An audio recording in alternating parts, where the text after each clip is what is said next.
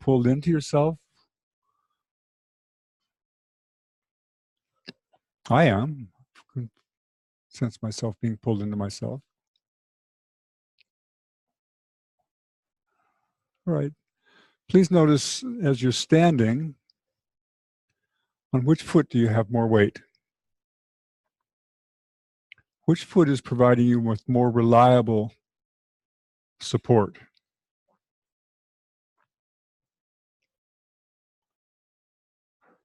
In other words, as you listen to the way that the floor supports you,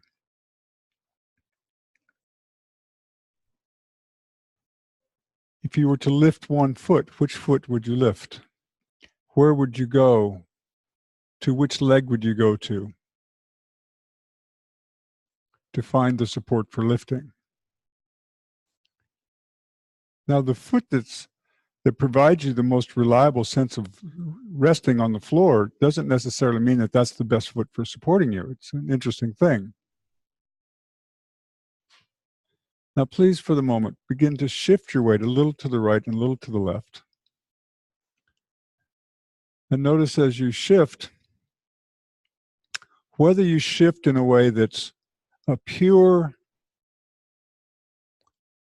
coronal plane shift. In other words, do you shift in a pure way to the right and left, or do you shift a little bit toward the forefoot on one side and your heel on the other? Is there a way in which you slightly glide back and a way that you slightly move forward? Do you shift absolutely in a purest way across yourself, right and left? Or is within you, is there some kind of way that as you shift, on which foot is it that you find yourself moving toward your heel? And on which foot is it that you find yourself moving to your forefoot? Maybe. Every person, again, has their own way. But the thing is to have very specific questions from which to ask, what do I do? And that means to be able to take the associations further and further into more and more ability to discriminate and to become discrete. Now, as you make the movement and you make the shift, on which leg is it that you get taller? And on which leg is it that you find yourself getting shorter? Shorter meaning that you have the sense that you're going down to the ground. And again, this may or may not be the case. It might be your case that you go down and down. You might go up and up. Or you might have a sense that in one way you have a sense you come past the midline, the place that's not right and not left. Right and left we always have an orientation. No matter if you're upside down, sideways, backwards. And notice on which side you go down and which side you go up. Now, please, as you make the movement of shifting from one side to the other, will you please begin to turn around the leg that you're moving to stand on? So as you go to the left, you come to stand on the left leg, you begin to turn over the top of the left leg, and as you go to the right, you turn and go over the top of the right leg. And watch very carefully. So when you go to the right, you turn over your right leg to the right. And then when you go to the left, you turn over the left leg as if to turn around yourself to the left. And observe very carefully, very, very carefully, that as you go, some of you will find that on one side when you go, as you turn and as you come past the midline, that you'll find yourself looking up. And as you come to the other side, you might find that in fact, you're no longer looking up. You might find yourself tending to look down to the floor on one side and up and over yourself on the other side. It may be the case. It's not necessarily the case, but you may be able to discover that. Does anybody have that sense? Several people have that sense. Can it be okay if we watch you for a moment? So please turn, and your name again is Becky. So you watch as she goes to the left. Where do her eyes go? What does her left shoulder do? How does you look at the shape of her ribs to the left? And now right here, watch. What's happening? What's happening? Where do her eyes move? What's the shape of her ribs? does she see the floor? She finds the floor in a completely different way. So you see, right now you click your finger the moment that you sense that she starts to lift herself. She's already lifting, isn't she? Now go back across the midline just for a moment and watch the moment that she's no longer lifting.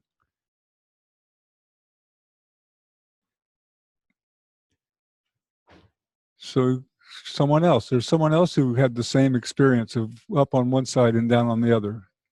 Is there someone else? Kevin, can we watch you for a moment, please?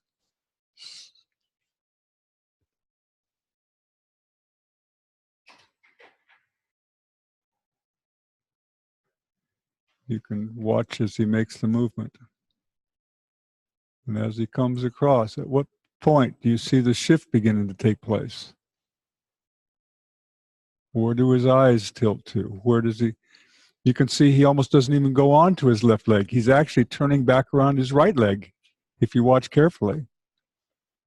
You start to learn to look, to see these details. Now he's over his right hip joint. Where's he going? Is he getting taller? And watch him. Is he fading? Is he beginning to sink? And now you watch to see, does he actually go on around his left leg? It's almost like his left leg is never underneath him, is it? Okay, great. Let's watch a third person for a moment. Someone else who, yeah. Go ahead, please. So is she going over her left leg? Would you agree? Yes? Yes. Is she coming to stand over her right leg? Yes. But where does her head go to? Where is it that she's going?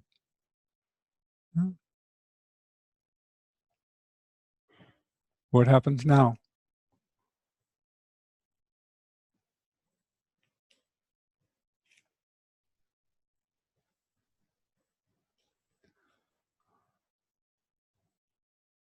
Now she's learning from herself. She just took something that she grasped, and as she went from this side, then she began to make it so that she could go the other direction. And so she comes across and she took something. Look right there. Now she's found something new.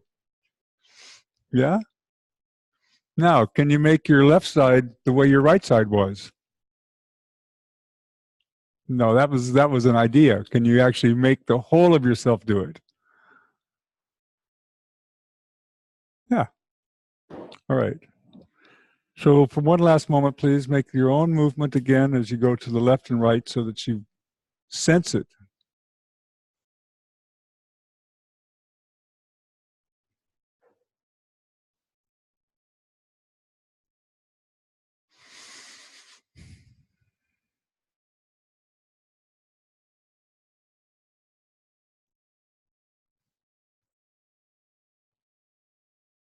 All right. Please come back to your mat. Please lie on your right side.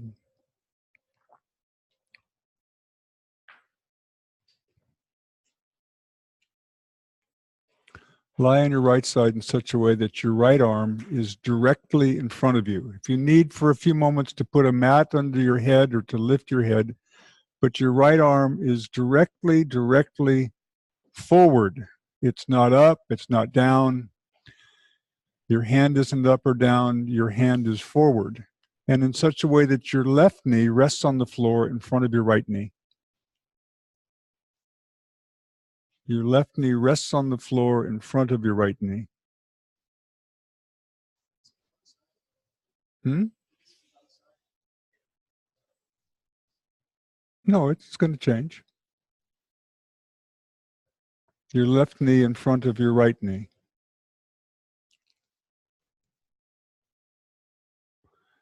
Your left knee, unless it's uncomfortable or not clear possible for you, your left knee rests on the floor in front of your right knee.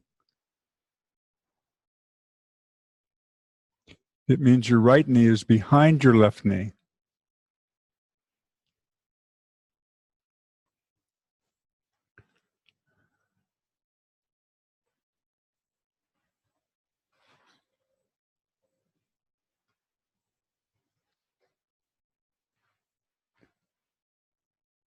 Now, please begin to slide your left knee directly forward, just a little bit. Slide your left knee directly forward a little bit.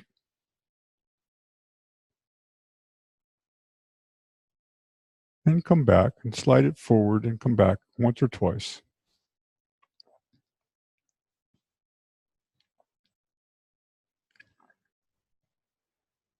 And as you make this movement of your knee sliding forward, begin to detect in what direction is your head moving.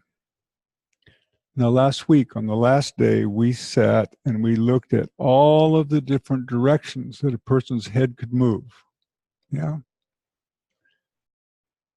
So in what direction, as soon as your knee goes forward, do you find that your head is moving? And you notice as you go, in what direction does your nose roll? As you make the movement, what do you experience relative to your chin, to your sternum?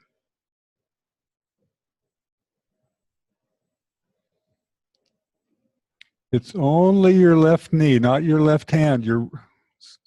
It's only your left knee, and your right arm is directly in front.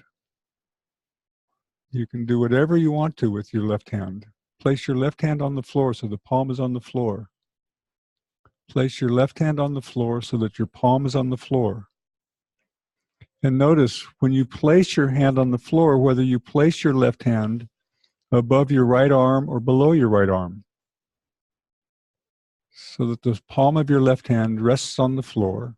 And you notice, where do you place your palm? Just notice. Is it above or below your right arm?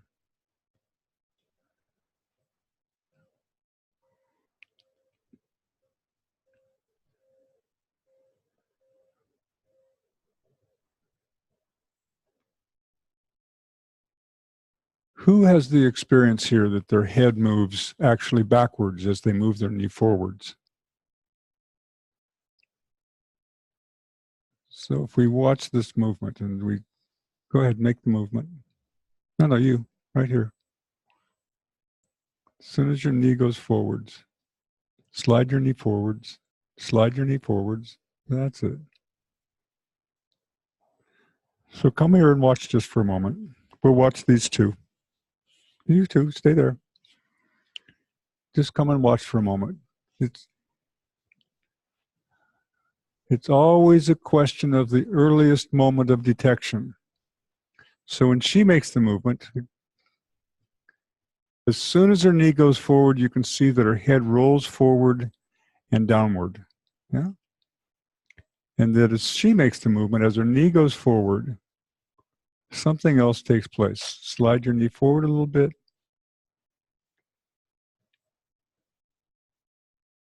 So as her knee slides forwards, slide it forward so people can see. Slide your knee forward. That's it. What happens with her shoulders and the direction that her head wants to move? It's starting to move backwards, isn't it? Yeah? Someone else had their head move backward. Who else had their head move backwards? Yeah, you, please, let's watch for a moment. Can you just sit for a moment? It's a unique thing to. You can do it if you don't need the pad, don't use the pad, because if you don't need it, that's okay. So that as she slides her knee forward, there.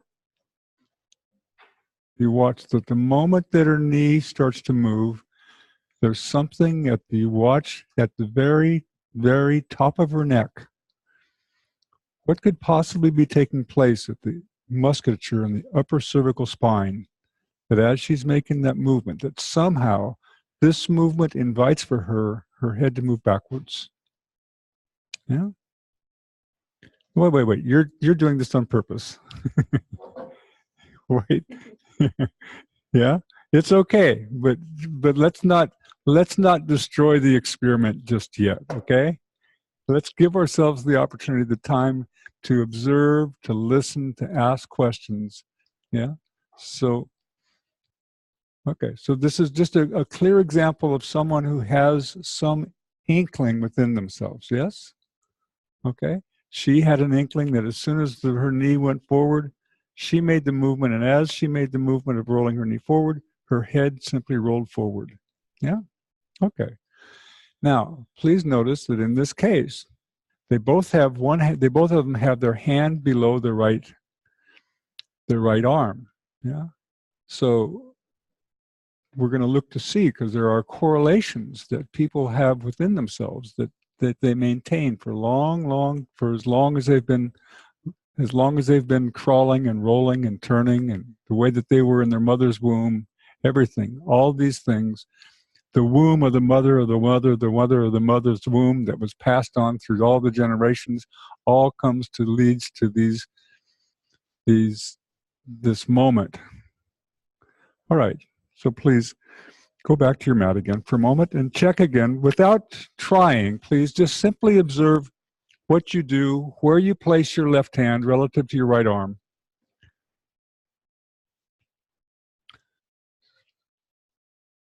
Whether you place your left hand below or above your right arm,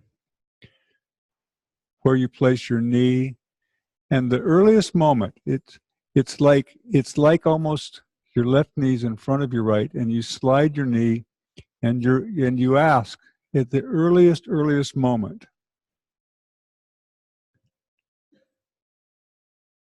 as you make the movement with your knee, in what direction, how does this begin to invite through your torso, through your ribs, where your ribs are on the floor, what takes place under your right armpit, the way that you find your left knee, the way that your legs roll, your pelvis rolls, where the weight comes.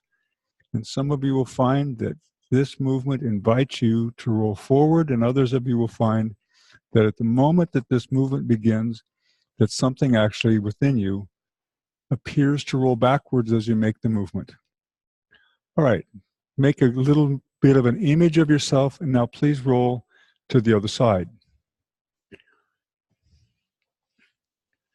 Again, without thinking too much, just roll to the other side, place your right knee in front of your left, place your left hand on the floor, your right knee in front of your left, place your left hand on the floor, and notice if you've placed your hand on the floor in the same relationship that you had with the other side.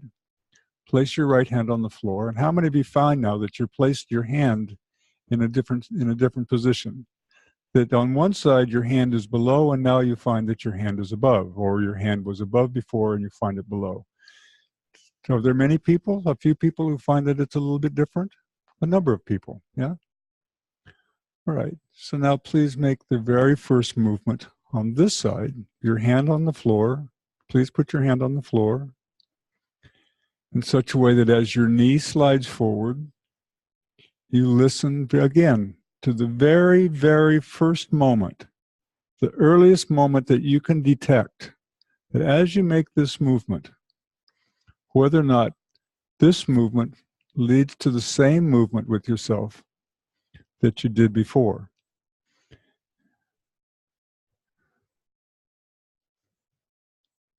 So you slide your knee and you listen. In what direction is it that your head rolls now? Maybe it's the same on this side. Maybe yes, maybe no. But some of you, how many of you find that there's a difference on this side? Are there a few of you that find a difference? Quite a few of you that find a difference, that somehow that this side, somehow within you, writes a different script relative to the way that you find and support the movement over the floor.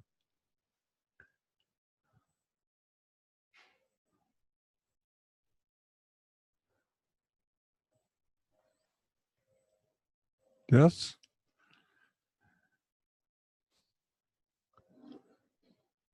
All right, so form a little group of 3 or 4 people and just simply watch as they make the movement. You watch how they lie, how they place their hand, how they place themselves. You look to see in what way do they make a little difference on one side, how do they make a difference on the other side, and you watch. And the place to watch is way up high in the neck, way up high in the neck, because either the head simply rolls as if to roll downward, the nose rolls toward the ground, or there's a subtle movement where something happens within that oftentimes a person's head begins to turn in such a way that it's as if to go back and up. You slide your knee forward first, so that you can listen.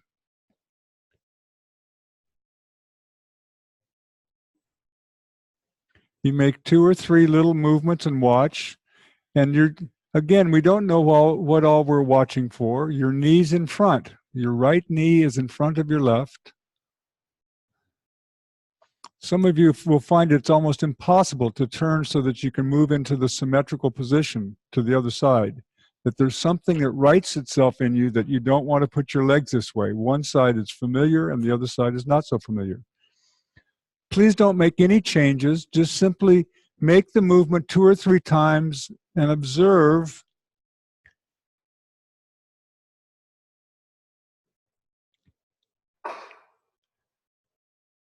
If you want to, if you can find 2 people that make a contrast, of course, only one person can watch. If you have a group of 3, it's hard to see.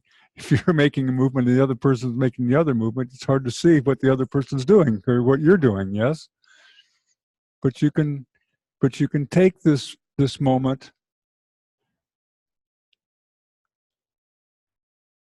Yeah. If some of you see that there are 2 people doing it, you can put them side by side if you want, and just if you have a large enough group. Again, wait, you don't need to do this forever. You just make 3 or 4 movements on one side, 3 or 4 movements on the other side, and then change.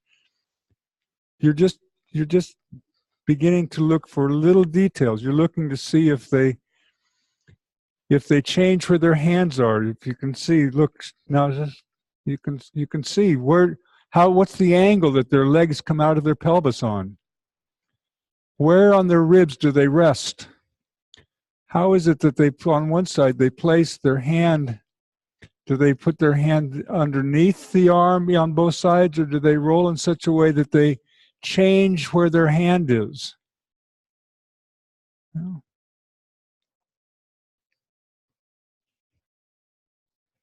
It's a funny thing to watch this, even this process of rolling from one side to the other, as to where the person, how the person rolls and where they find the support on their back.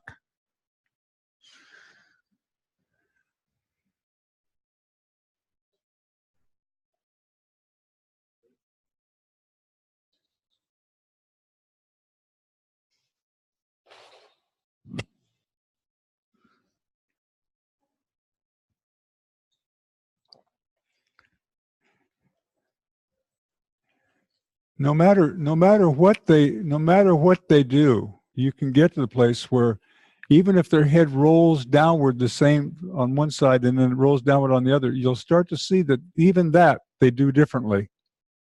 You can begin to start to look and see, how is it different? In what way?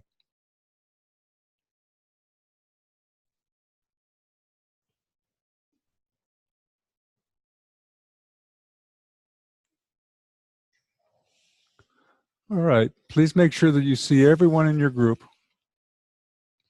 that you have a chance to see every person in your group. You can make contrasts if you wish. You can put 2 people side by side if you wish. You can do anything you want, so that you just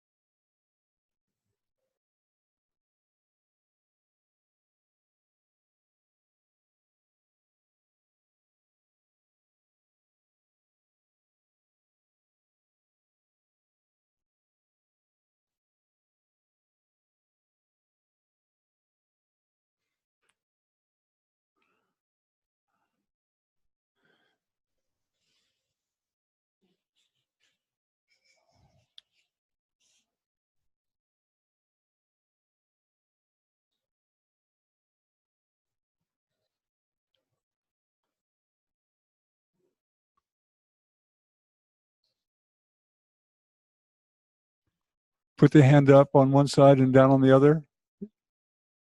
Okay, let's watch the... Come around, please. Come around. Both of you guys lie down.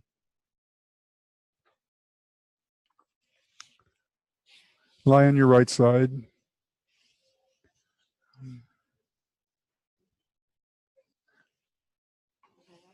Now you watch to see that they both have their hand above their right arm. Yes.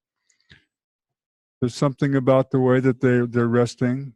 Now roll to the other side, please. Slowly roll to the other side. Roll from one side to the other. Roll across your back. Roll across. Roll across. Go to the other position. Your hand in front. How did they get there? How did they get across themselves in such a way? If they just roll, they roll from one side to the other. Just roll across. They take the position. You see, he has his hand below. She has her hand below. Yeah. You can see that there's a difference. Where she has herself curved to is really quite different. Now, please come again. Just roll across your back and watch. Where does his head go? Where does her head go? As they rolled across, something happened. From one side, they rolled in such a way that they placed. Now they have their hand up. They've rolled across their back, across their ribs, across the floor. And then as they roll back across to the other side, roll back, roll across. What do as they come across the floor? What change do they make in themselves that changes where their hand is going to be? Huh? All right. Just, again, the very nature of the way that we interact with the world, the way babies roll, the way that people roll, the way that people maintain within themselves deep, deep patterns within themselves that they don't know, that come from some time within themselves that have been there for a long time, or there's a result of injuries, a result of other pieces of their history that underlie the way that they form patterns and the way that they form their interaction with the world of gravity. Yeah. All right, so now please everybody go back and roll for a moment. Just lie on your back and begin to roll. A little to the right, a little to the left, and just notice as you roll across yourself. On which side is it? Now, perhaps you roll in such a way that your hand goes down each time. Perhaps you roll across yourself in such a way that your hand goes up and then down. But just roll across yourself just for the moment and just notice as you begin to roll. Watch the very first moment as you begin to roll, how you'll roll across. You don't need to roll all the way from side to side. You can watch in the very first minutes, the first moments of the rolling. Roll across your back, please, not across your stomach. Roll across your back so that you can actually sense somehow that whether you roll across your back,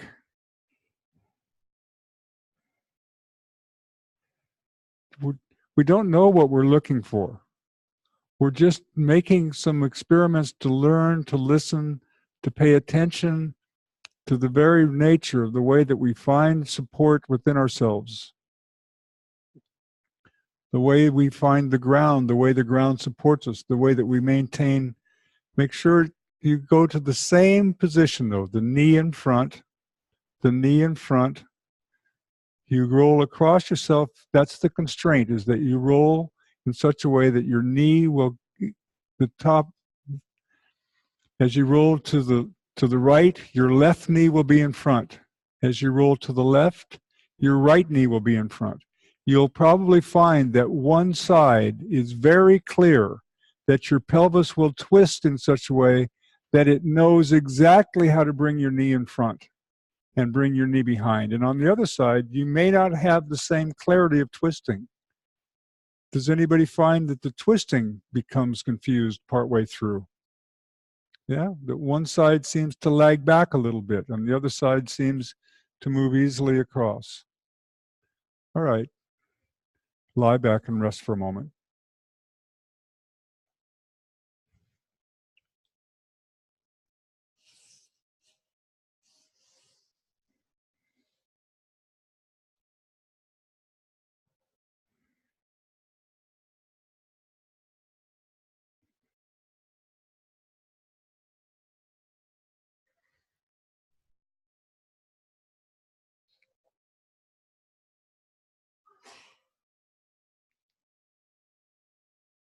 please roll again to your right side. Place your left knee in front. Your right hand directly in front of you. Your left hand, wherever it goes to on this side, whether it's up or down.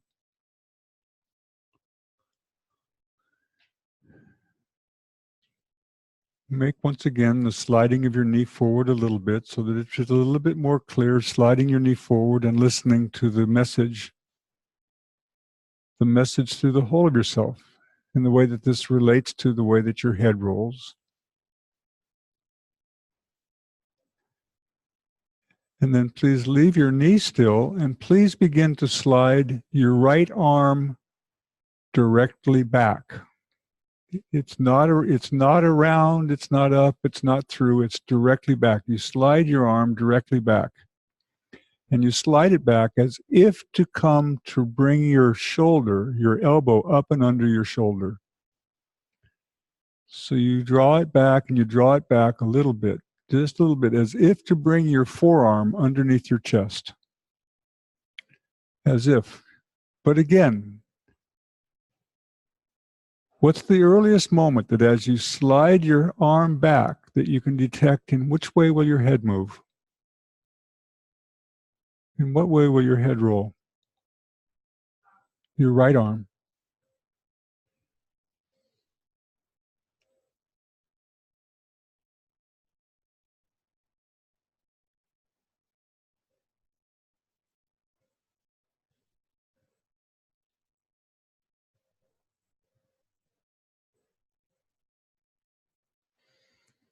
Some of you will be surprised that there's something, as soon as you start the movement with your arm, that you get some kind of impression.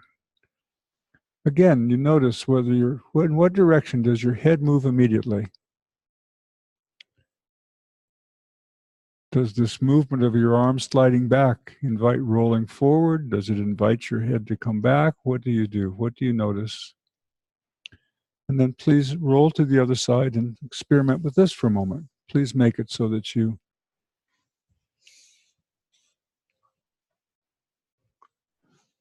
roll across yourself, you listen, you place your right knee in front of your left arm in front. You find out where your right hand rests and you draw your left arm directly back.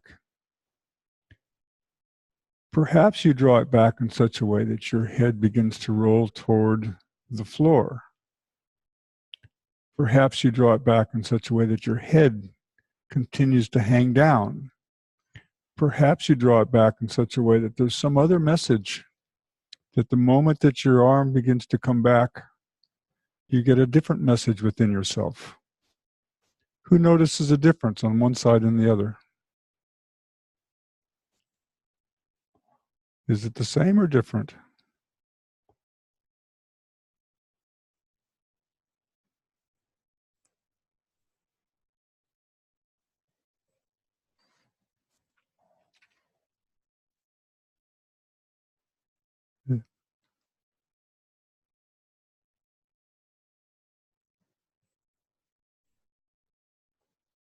See, the inspiration for this level of exploration happened to me when I was studying a particular ATM, and I couldn't understand what happened. I'll show you in a while what the ATM was. There was something so different on one side than the other that it started leading me into these questions. Now, please roll to the right side again. And please make the movement in such a way that as you make the movement, you slide your left knee forward as you slide your right arm back, and you lift your head. You bring your arm under your chest in such a way that your head is lifted. Your left knee slides forward, your right arm continues to slide back, your forearm comes under your chest, and you listen to the timing of your head lifting. Your knee slides forward, your arm slides back, and you listen. You listen to see the direction that your head moves.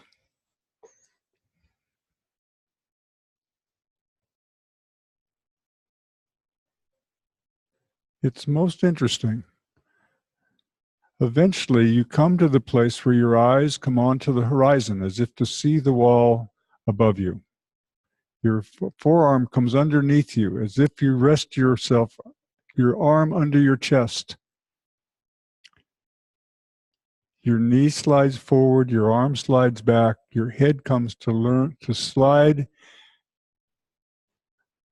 and your head and eyes come up on to see the horizon as if you were at the beach or if you were going to turn to look to sea.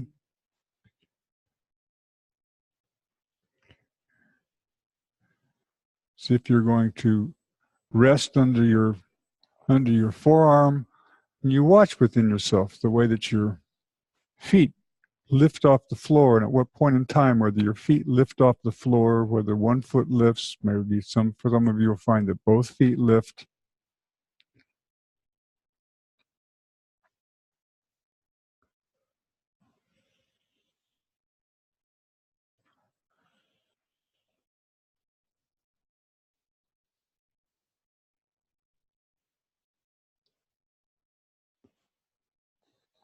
Is taking your knee forward means that the right leg maybe lengthens a little bit, your left knee comes forward. That's nice. And please change and go to the other side.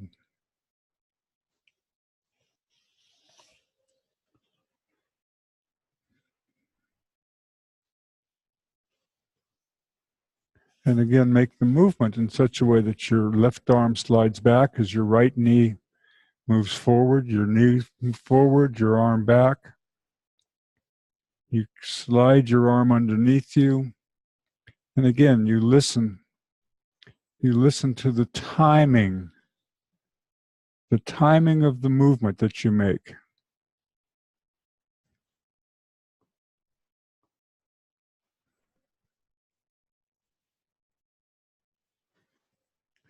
Some of you will find that you make the movement on one side, your eyes come, just directly to the ceiling and then to the wall, and another one, your eyes hang and hang and hang, and finally you lift your eyes to see the wall above.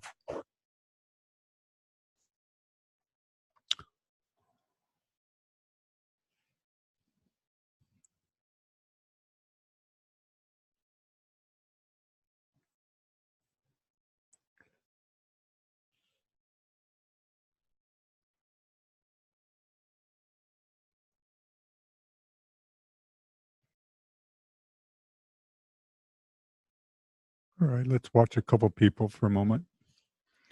Kat, can you come to the middle? And Sylvia, can you stay where you are? And whoever's next to Sylvia, just Kat, can you come to the middle too?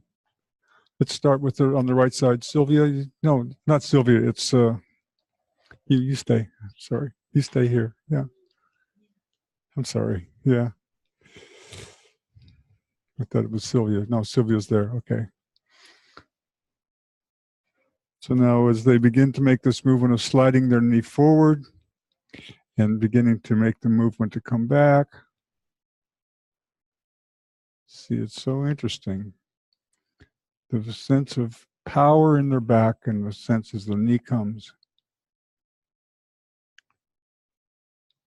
Her head lifts immediately, doesn't it? But you watch Kat, there's a moment. Her head's down, isn't it? Then it comes up. Yeah? But you watch her, and what does she do on her side? The moment that she starts the movement, look at the power in her back and her neck, that it just spirals up, doesn't it? Spirals up and back. Yeah? Little moment of down. Okay, come to the other side.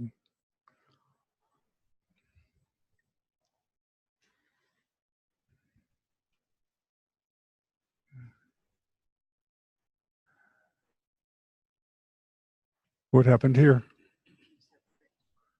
No, she didn't self-correct. She did it differently. I don't think she self-corrected. I think she just did it differently. Let's watch. Let's watch to see. Where's her head going? Where's her head going? Down, then up. Yeah. Cat on this side, she just spirals up, doesn't she? Pop. At the moment she starts the movement, her head is already, the power in the back, she's already lifted. Here on this side, she does the opposite from what she did before. They both do the opposite on opposite sides. Yeah. She's now, as you can see, she starts the movement. Where does her head go? Down, down, down, and then her eyes come to the horizon. Yeah. Cat on the other side, her eyes go down and then up. Here, her eyes just, the back of her head and neck just simply rises to the, okay, come to the other side for a moment. Both of you come back. Let's watch the original movement. And with cat and with down, finally up. Yeah? Up. As soon as she starts, up. Yeah, okay. Form groups again. Watch people do it on one side and the other, the whole movement, and just watch, again, to see the differences. It's not what's right or wrong. It's just simply to see what do people do. It's not to correct. We're not in any place correcting this or saying that this is this or this is that. It's just for us to be able to ascertain and to determine and to look to see if we can't begin to sense what are the differences that people offer us.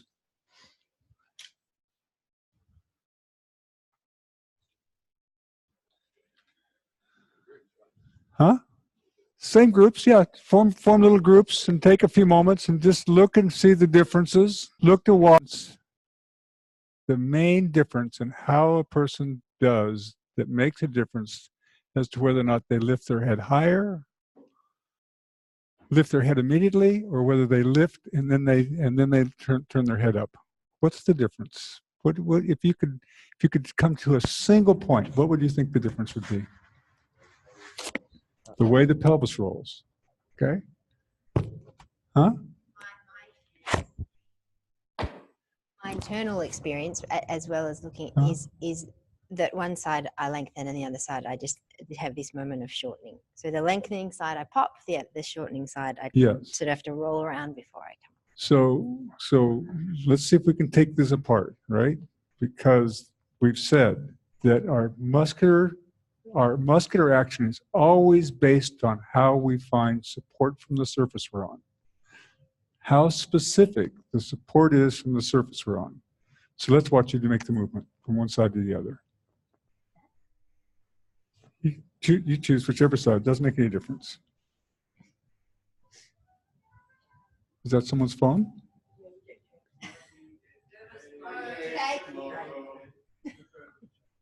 What kind of cake are we getting? When the phone rings? Oh, I see. Whoever's phone rang. In my trainings, what I do is by the third year, anybody who asks a question, if they haven't converted it into a statement, then $1 goes into the can. So they have to convert every question to a statement, and then we use that money for the class party at the end of the training. We have some pretty good parties. Okay, so let's watch to see which side do you think she makes the movement? Hanging a little bit, isn't it? Is it hanging or coming immediately? I don't know. It seems to me that my first impression is that it's hanging a little bit.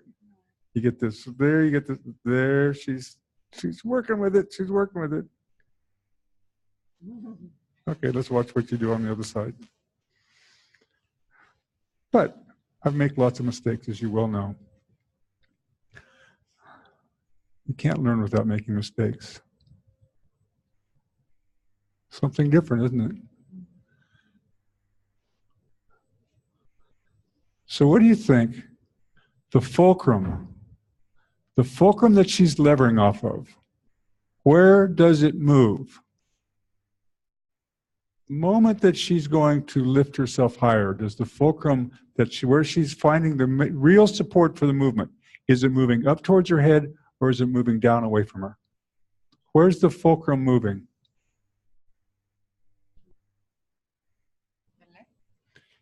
If I changed her fulcrum so that she couldn't go down where she goes, there, look what her head does. But if I change the fulcrum so that she changes the fulcrum,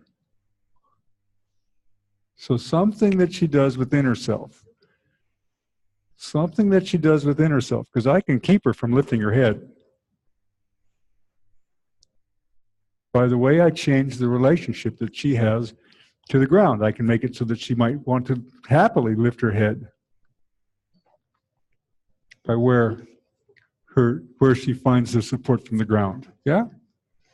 Okay. So we can guess that there's probably a change in the fulcrum. If her head's going to be heavy, we can guess probably that the fulcrum is closer to the weight she's lifting. Yes? Yeah?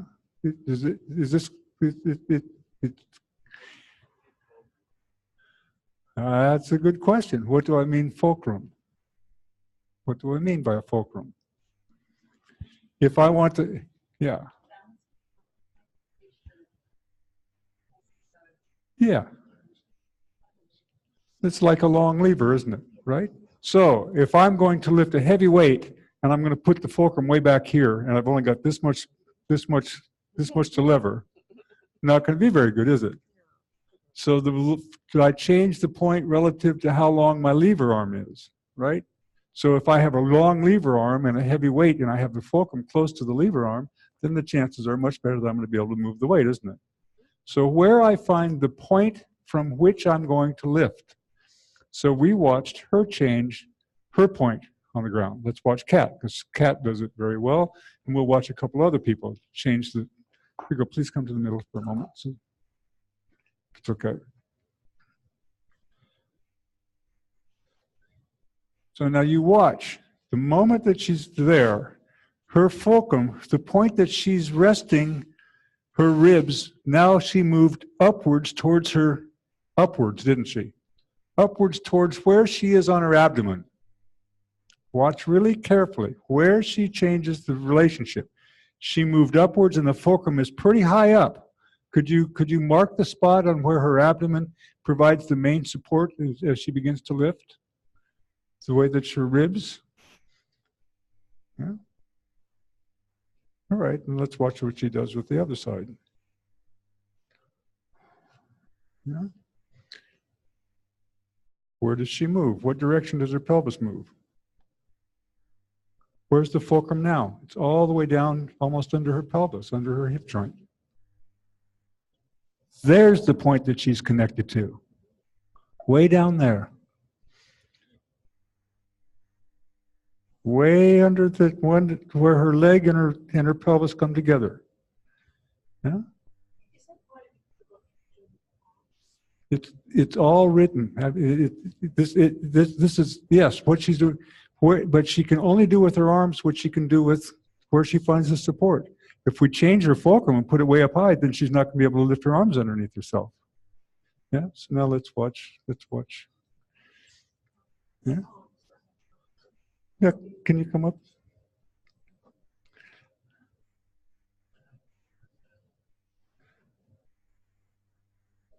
Where did he move? You can see how his arms light or heavy? You watch. There's his head. His arms can't be lifted because the weight of his head is way up there. He's not going to be able to lift his arms lightly underneath himself. So he's where he's finding the support. You can see him going up towards his abdomen to find the support. So at that point in time, if you move this point closer and closer underneath himself, can his arms be light? No. Now let's watch him see the other side. Because it's remarkable. He doesn't even need his arm. And his right arm, his right hand isn't like it's pushing. It's like look how clearly he's lifted, and his weight is clear back onto almost to his thigh, as to where he is. The whole thing. Whoop, he's way back here, and he has this whole complete different place of levering himself. Yeah? It's clear now? You start to see the, you see it? Okay. All right. So now, once again, just for the moment, go back with your group. And if you can now, to watch and observe this relationship to the floor as to whether on one side or the other you can see this, to where they find the support from the floor from which they're going to make the movement. Because every movement we make relative to what's familiar to us historically. Yeah? We can't, and we can do these awareness to movement lessons and do them and do them and do them, but we don't necessarily catch these internal details as to how we do the lessons. The first time that this became clear to me was when I was doing this awareness to movement lesson where you're sitting here like this and you're taking your, now I wanted to know why in the hell when I made this movement, this hand came down, and then I came across here, this hand came down and that hand went up. And I found myself so intrigued by the fact that I make this movement, and as I make this movement, this hand is drawn down, and as I make the movement, I find that I'm moving up towards my ribs on my left, and as I make this movement, I'm going across my ribs, down to my ribs on my right. And I was going, what in the world is that? It's the first time in my own practice that I noticed that there was such a distinct difference in making the movement, that as I came down on my ribs, that I was drawing this, and then in the process of pushing this up, and then as I made the movement here, and I came across here, and I went up, and this pushed me up, and it started to pull me down. And my hand always came down, and it always went up as I was making the movement. Yeah, and I couldn't for the life of me understand it until I could actually watch the way that I made the transition of myself over the surface I was on. Yeah. Otherwise, I would have never, I could have carried out the lesson, but I never would have had the ability to come to any kind of a real sense of symmetry with it. Yeah? So please, once again, go back for the moment, watch each other again, and watch the way that they make the change. And if you can, watch the surface as to where the support's going to be for how they're going to lift their head, so that you can begin to predict where will it become light, where will it become heavy, how does the change in support offer the difference in the possibility for lifting one way, and the change in support offer the difference for being the other. Because clearly, he's not going to be able to lift, come back down again slowly. On this side, there's no way in the world that he's going to be able to lift his head lightly if, as he goes, he arrives up here, right there, he moved up and into that point on his abdomen. How is his arm and his, right, how is that going to be light? And then he sees, then he feels within himself that that side of his back works hard. And it must, because it's working like crazy to have to lift that much of his torso weight. And so every time he makes a movement, he injures himself. He doesn't know that he does, but he asks that part of himself to take on an extra amount of work. Yeah? Now, if you could make this movement of lifting on this side in such a way that you find the support way up under here, just for the fun of it, that's right. Huh, what happened? As he changed, look at that. And what happened to the amount of work that he's doing in that point in his back that he was making before? Yeah? The effort completely changes, doesn't it? Yeah? By the muscle is tonified by the specific way that you find support from the surface you're on. Yeah?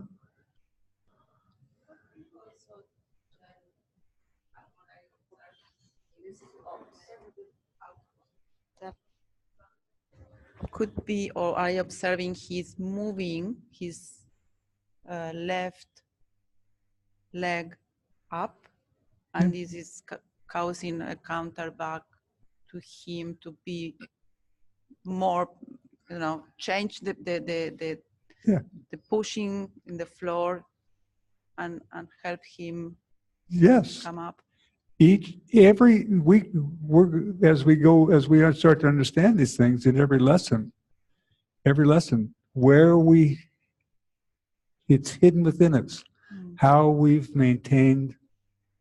Now, the lessons have within them ingredients that whether you want it or not, you're going to change, but you don't know in the lesson how the change was brought about. But you said lift your foot.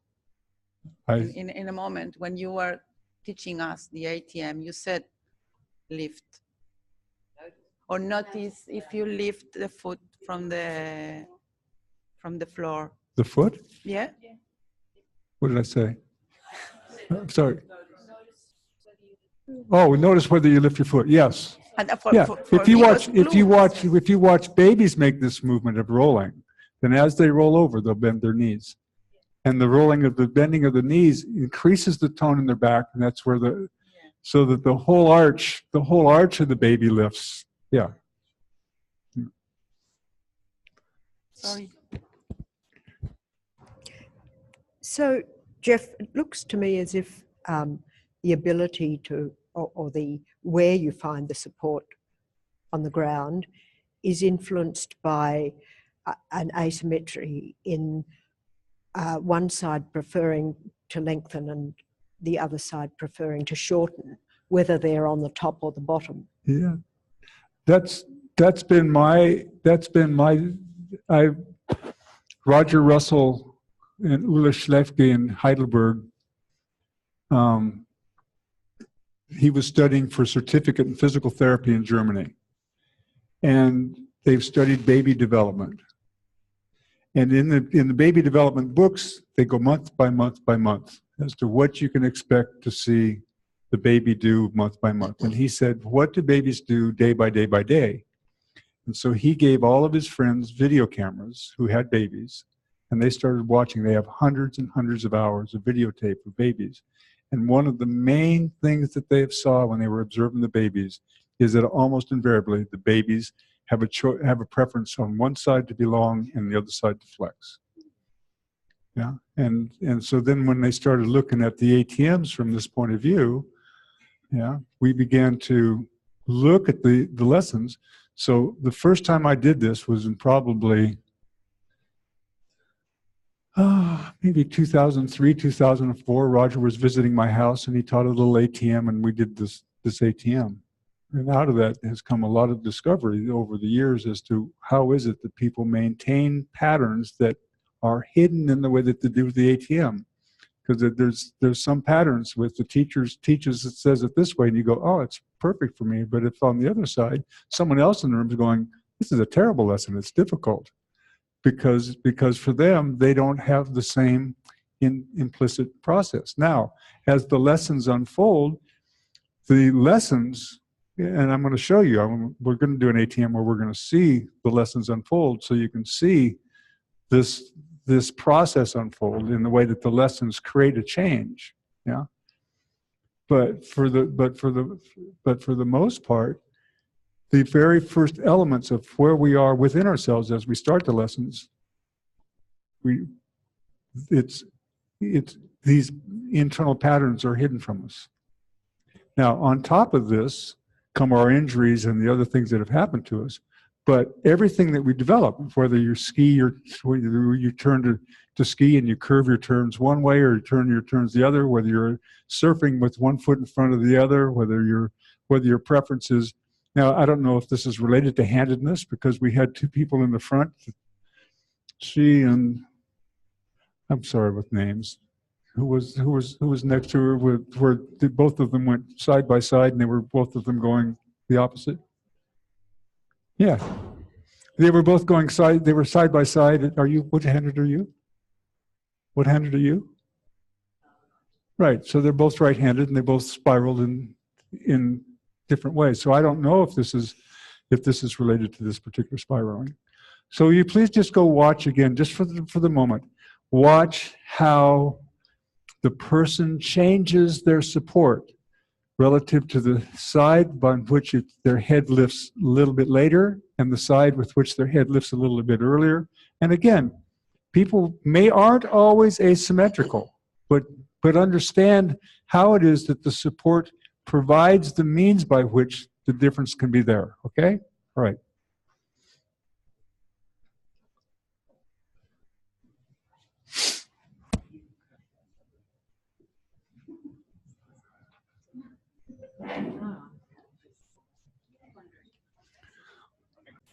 Really, I can feel a distinct difference between my hips. Uh-huh. So I'm essentially just exploring that fulcrum point. Right. And the difference between the two, which is really clear to me. Okay. And I can feel a moment where I just get stuck and I actually have no idea Yes. how to progress from it. Like I can feel the block. This is very, very important. There's a moment where you don't know where you are. Yes. Yeah? Distinctly. There's always, in any of these movements, if we watch really carefully, there is always a moment where we move out of a reaction or out of a well-formed motor plan where we don't know where we are.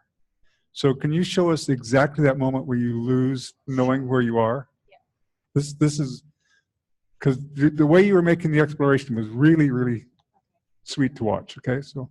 Sorry, I'll go both. Okay, so you tell us which way you're going.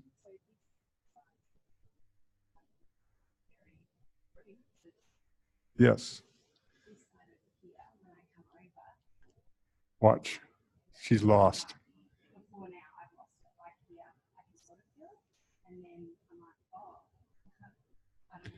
And now it'll only be the will, and you'll drive yourself up. That's right. At that point in time, the will takes over to meet the image, rather than to be in the place of the question. Okay. Does that make sense? Yeah. I never did that myself. I still do it, right? Okay. So please go back to the side that's really, really easy, just for a moment. And you show exactly that moment. Oh, that's way too fast. Way, just for the moment. Make it to the point that it's a micro slow level that you can just, yes, and everyone's breath, right there. Watch how she finds, as she makes the movement, she finds her hip right there. Can you see how she's finding the point of rolling over her left hip? Right in there. She's rolling and finding the point of support from which her whole back can engage. Yeah? Let's see if we can watch when she loses it. And get your fingers ready. She lost it, didn't she? She went to the place where, if you watch carefully, she stopped. Actually, I should ask you, what did she do? Rather than me saying, what did she do? She's right there. She's fallen forward. You're right. She fell forward. Anytime you fall, again, that's a moment where you don't know where you are. In that moment, you've lost your position in space. It's kind of like blinking. I think that I'm having a consensus reality, but you see, everything is done with her back and chest. She's lost this integration all the way from her torso up into herself. She takes over with her back and chest for what she doesn't find on the floor, which she must. The system's going to try to find some way to answer the call. Yeah? Okay, so then now let's see, you go to the side that you find very, very easily. One last time.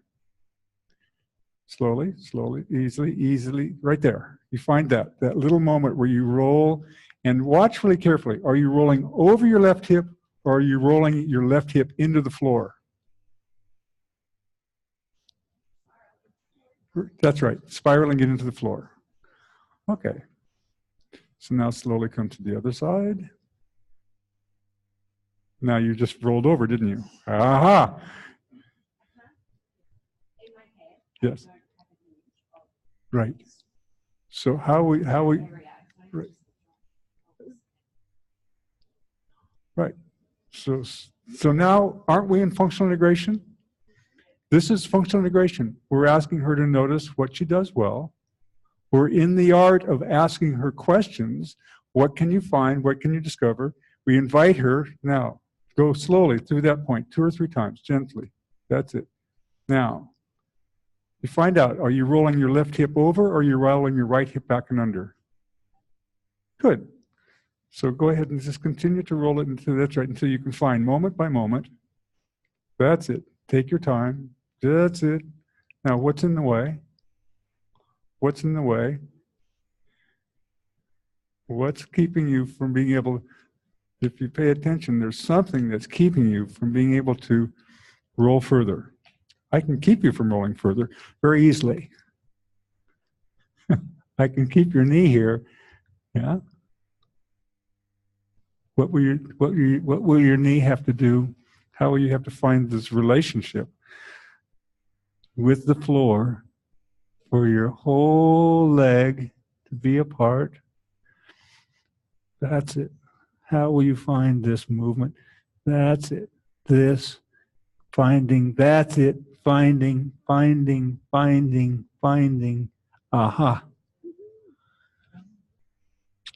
Still feel myself catch, but at a later point. At a later point. Okay. Yeah. So make it a little bit longer. You've now taken the feedback that the tactile touch you just had, and you keep with it and with it and with it and with it and with it and with it and with it and with it and with it and with it and with it and with it and with it. That was beautiful. That was really beautiful, right? So that which was lost through the process begins to be recovered. Yeah? Yeah? The moment you fall, for that moment, your system doesn't know where it is. Yeah?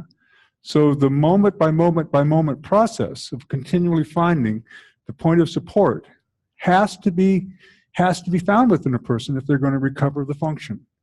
Otherwise, she'll always have to maintain the compensation. Now, just for the fun of it, come up and walk around for a moment and let us, and just so you can tell us a little bit about the difference that you experience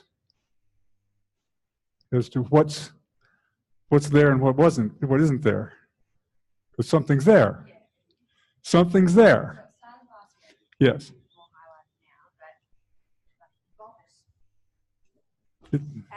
That's my thinking. Hang on. Oh, sorry. Yeah, sorry about that. Essentially, Someone can hold it. Yeah, I can't think with that.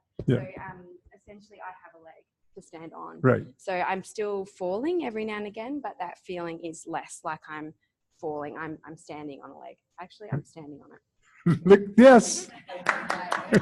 Wonderful. Wonderful. Started finding it last week. Right. Wonderful. Yeah. Okay. So you can see that neurologically, she has to be, the system, when it's injured, will do what? It has to compensate, doesn't it? It will do whatever it can to maintain its orientation in space. Yeah? Yes. Yes. Right. All right. All right. We're living the questions, and we're bringing the questions into life. Yeah? Jeff, I just want to draw the students' attention to your mention of those open-ended questions. So you guys remember last segment, we started practicing formulating open-ended questions. It was tricky, but we started to get the hang of it. Yeah. And there was an example of how we take those into the exploration with the person that we're working with, so that together we bring forward that whatever's hidden for all of us to work with. Right. In the perfection of what they do always lies the answer for how to help build them in the area that they don't know that they don't know. In the perfection of what they do, that they do easily, is the ability, and if we have the ability to ask the question, then we can guide them into them finding the answer within themselves. We may have to give a little touch, a little tactile something or something here or there, but we're basically guiding them to find the answer within herself, so that she knows that she was the author of that change. Right? All right, so now please, any questions or any observations? All right, will you please go back to your map for just a moment so we can finish the ATM? We're still doing the ATM. Please lie on your back. Bend your knees, bring your feet to standing, and then please lift your knees over your torso. Bring your hands over your torso and dangle your hands down toward your face like a baby. That's it. goo, goo, goo, goo, goo, goo, like you're playing with something. You've brought something to the central line. And now please begin to make the movement of rolling to the right in such a way that you're going, wait, you're going to end up in the position that we started the lesson from.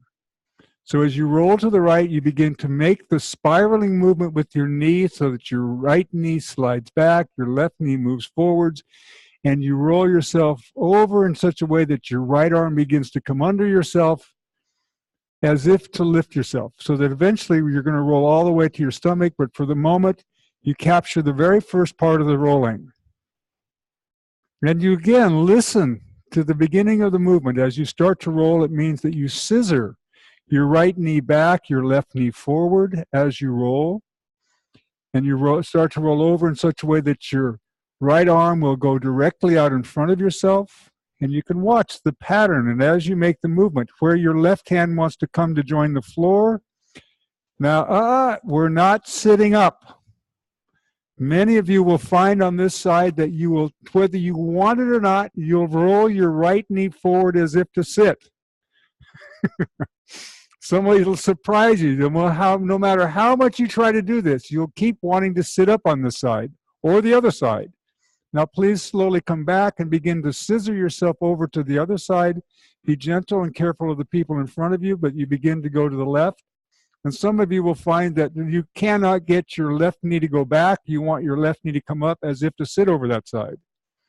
Some of you are very good Feldenkrais practitioners, and you always want to sit up on one side and the other. But just watch yourself as you go.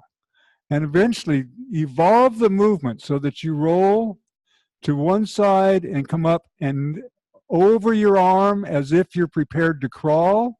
You place your hand down, you place your elbow down underneath your chest. Not to sit up. It means that you scissor your legs, and it's very interesting to see on which leg do you scissor. We watch here. I can't remember your name right now. Who's this gentleman? Frank. Glenn, watch Glenn. Whether he wants it or not, watch his pelvis.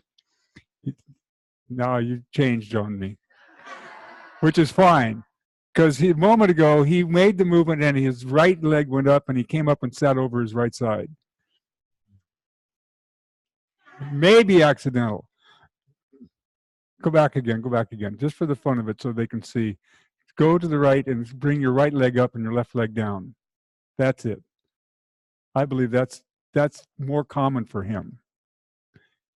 And then as he comes to this side, his right leg will go down and his left leg will come up. See, he wants to sit up over these movements.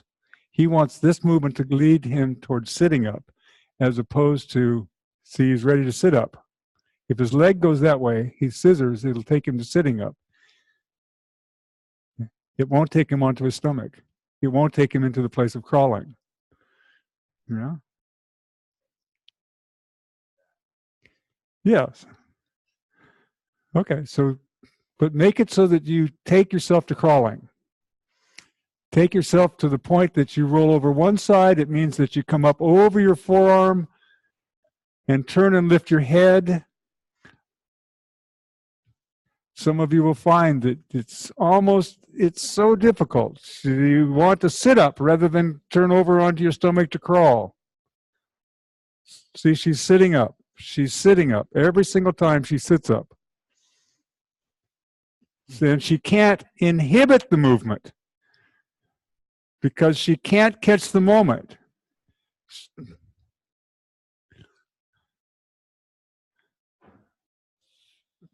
Roll all the way to your stomach, not onto your knees.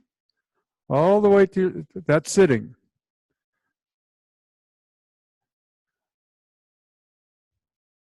That's sitting.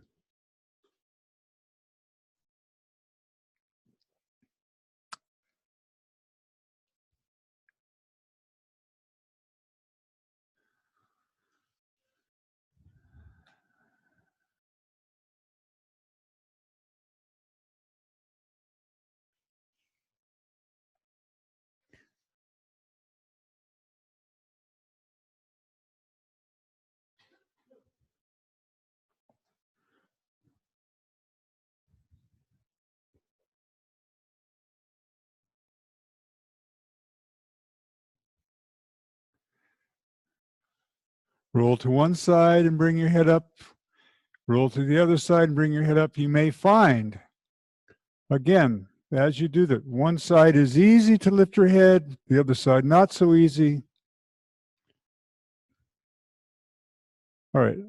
I know that we have to go to lunch, but I think it's important for us to see this. So can I, Anastasia, or it's Alexandra, or it's, please come to the room, to the middle of the room for a moment. Can you borrow your mat for a moment?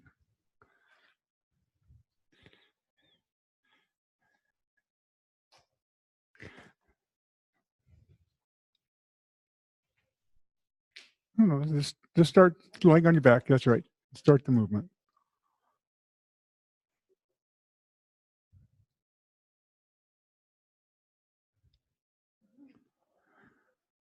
Is she on her stomach? No. So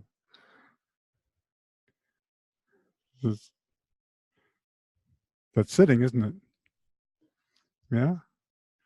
So something is so well written in her that she's wants to sit. Right?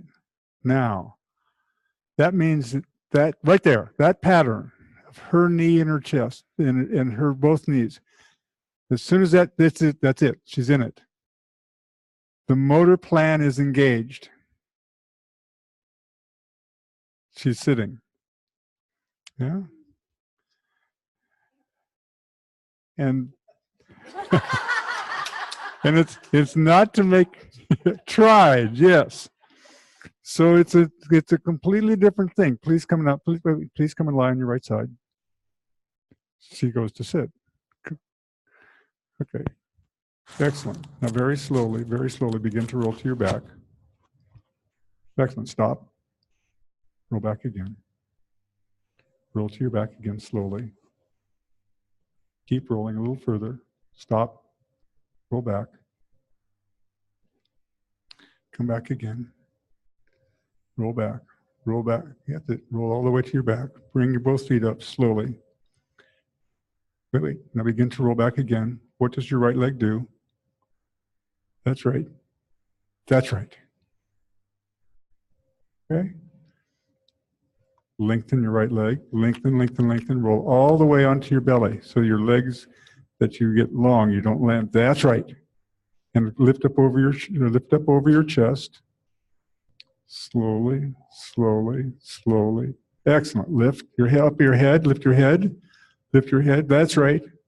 Excellent. Slowly, slowly come back. Roll back. Marvelous. Marvelous.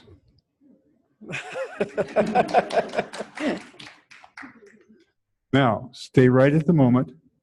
Initiate the movement to sit. Yes. Yes. Slowly. That's it. Come back again. Initiate the movement to roll to your stomach. That's right. Okay. So there has to be some way of which the distinction can be made. What was the strategy to help her to make the distinction? What was the strategy? The very specific strategy that I helped her make the change with. Reversibility. But that was much, much later. Much, much later. In other words, I took her to the end and had her roll back. I took her to the very end of the movement, didn't I? And had her roll back to the beginning point so that she could roll to the end over and over again with the distinction of rolling to her stomach. But she reversed the movement. She reversed it. Instead of trying it from the beginning, where I tried to explain to her, right? We go all the way back to the beginning of the class and have her reverse herself to the beginning point of the lesson now, so that she can then have her make the movement because it's ingrained in her to make the movement 4 or 5 times. She's found different points of the movement along the way. So she's found and ingrained the idea of where the movement can be so that she can find it. Now come back again to being in this. Okay, now you in your mind start the movement to go to your stomach. Yeah, just right there. Now start the movement, the very first moment of it. Yes, she had to catch herself. She started the movement immediately, and she caught herself in the action and changed it. Yeah. Now go to sitting up. Easy. Okay. Now go to sitting up, but stop it and change it to going to your stomach. That's sitting up.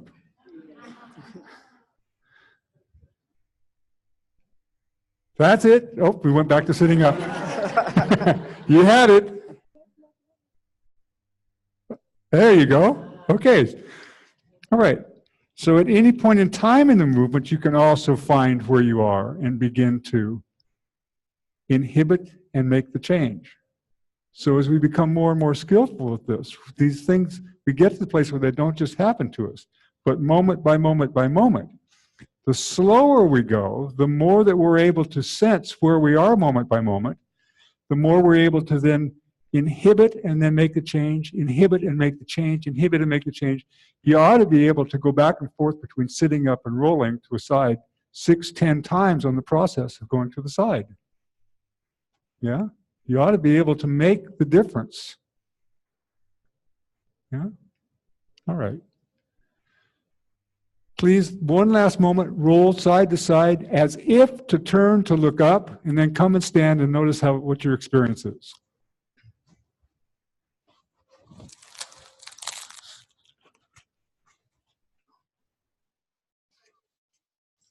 As if to roll, as if to turn to look up, to roll on your stomach. The movement that we've been doing all day long, as if to turn to look up to the wall above.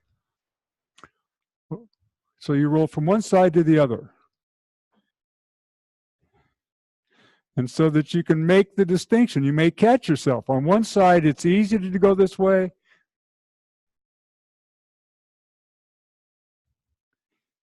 You clearly have to cross one leg over, one leg under.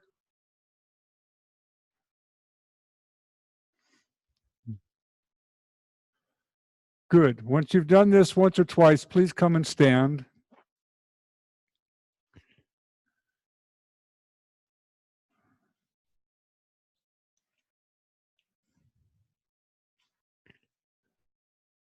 And for the fun of it now, please go stand on your right leg and look around yourself. Go stand on your left leg and look around yourself. But now notice if there's not a change in your overall ability to turn around yourself. And what's happened to the quality of turning and the quality of yourself in space. And your ability to choose when you go up over one leg to get tall and to look up, or to go down and look down. You can make this movement now in how many different ways do you have available? This ability to be over your leg. And can you find your leg under you more clearly? Can you imagine that these are the things that a baby does that prepares the baby for being upright? All of these activities are the process by which the baby prepares themselves to interact in a changing way in the environment. A baby has to go from being in the most stable position to the most unstable position in a matter of 15 months. Yeah, it's a remarkable, remarkable feat to go from stability to the highest level of instability. Yeah. All right. Please come back in an hour. All right. What time is it now? I can't read the clock.